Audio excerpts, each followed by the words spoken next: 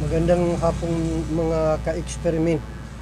Ito na yung product ng ginawa natin na emergency rechargeable lead lamp.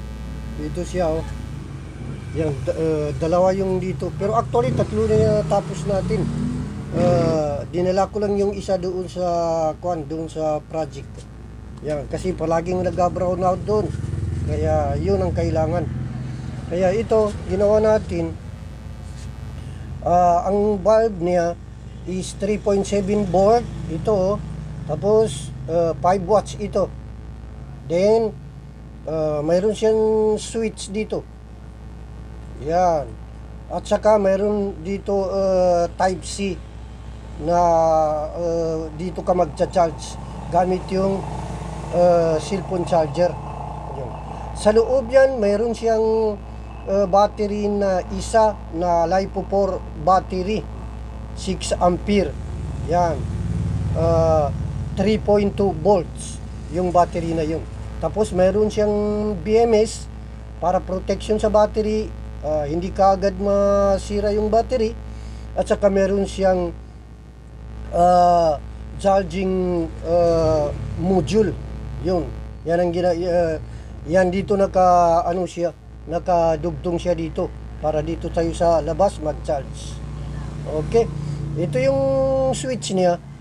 Ito, pag pindutin mo dito, kahit saan dito sa magkabilaan pwede siya, kasi may tatlong siya, pin atay, parang tatlong.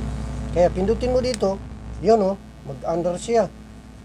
Yan, kung papatayin mo, ipantay mo lang dito sa 0. Tapos, kung dito naman pindutin, yan, mag-ano pa siya. Para kahit saan ka magpindot yan, mag-on siya. Yan, yun. Ito, napakatagal itong malobat. Sinubukan ko 2 gabi, 6 to 6. I-on mo ng alas 6 ng gabi hanggang sa alas 6 ng umaga, hindi pa malolobat. Tapos, i-on mo uli sa alas 6 ng gabi sa next na gabi hanggang sa alas 6 na next na kinaumagaan, hindi pa rin siya nalolobat. Kaya napakatagal ito malobat. Kaya napakaganda ito sa mga area na palagi nag-brown out. Yan. Kaya yun. Halimbawa kung malolobat siya, dito ka lang mag-charge gamit yung charger ng cellphone na type C. Ito yun siya Ano ba yun? Ito subukan natin mag-charge dito. Yan. Kaya pag ganyan, nagja-charge yan siya. Yung mayroon dito nakikita diyan sa loob, pula. Yun yung pula na yun, ibig sabihin nagja-charge siya. Kung maging blue na yan, ibig sabihin na full charge na yung battery. Kaya pwede mo natanggalin yung charger mo. Napakaganda ito Yan. Dalhin ko ito sa compound ko kasi palagi nag-brown out yun. Gabi-gabi. Yan.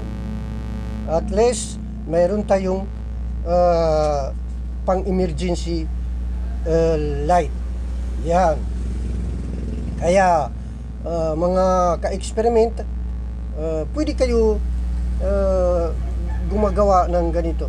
Ayun to, pula na yun, parang nakikita natin na pula-pula dito. Yan, yung ilaw ng charging module, pula. Pag na puno na yung battery, magiging blue yan. Kaya pwede natanggalin yung kapag mapuno na siya. Yun nandito pa rin parang naaninag natin dito Yan. Kaya kailangan sa mga bahay diyan, sa mga yung diyan nakatira sa mga palagi nag-brown out, ito kailangan meron kayong mga ganitong emergency rechargeable lead lamp. Yan. Kaya ito kung sa pwede niyo ito ilagay sa kusina niyo, magdamagan. Walang problema. Napakaganda. Yan. Kaya Pag puno na, yan, alisin na yung kwan niya. Yan.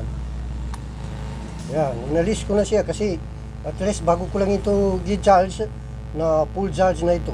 Ginamit ko lang ng sandali. Yan. Kaya ito, pwede mo tanggalin ito. Kung gusto mong malakas masyadong ilaw niya, palitan mo yung bulb niya ng 3.7 volt tapos 10 watts. Kaya lang, isang gabi lang yung kaya niya. Kasi nadubli yung wattage ng kuan natin, bumbilya natin. Pero ito, kadalasan sa brownout lang ito ginagamit, kaya okay lang na mataas yung wattage ng bulb natin. Kaya mga ka-experiment, hanggang dito na lang. Magandang umaga, magandang hapon.